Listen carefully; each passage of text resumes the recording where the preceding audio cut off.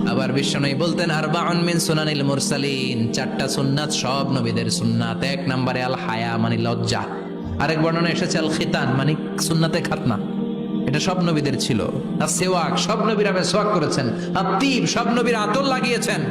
আর নিকাহ, সব নবীরা বিয়েও করেছেন। চিল্লায় পড়েন আল্লাহু আকবার। 5 নম্বর সুন্নাহ হলো আল লিবাস আহসানা সিয়াব, সুন্দর জামা পরা। নট নেসেসারি যে নতুন জামা হতে হবে, পুরাতন জামাও ধুয়ে আয়রন করে পরলে একটা সৌন্দর্য আছে না নাই?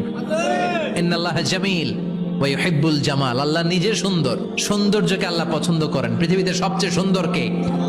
ইন্নাল্লাহা ইউহিব্বু আইয়ারা আসারা নি'মাতিহি আলা আবদিহি, আল্লাহ তার বান্দার উপর তার নেয়ামতের ছিটেফোঁটা দেখতে চান। আপনি যদি ধনী হন, দামি জামা পরবেন, সুন্দর জামা পরবেন। অনেকে আছে অনেক ধনী, কিপটুসের মতো সিরা জামা পরে, আছে না নাই? আপনি ধনী মানুষ, আপনি সিরা জামা পরছেন কেন? আপনার যে সম্পদ আছে এটার বহি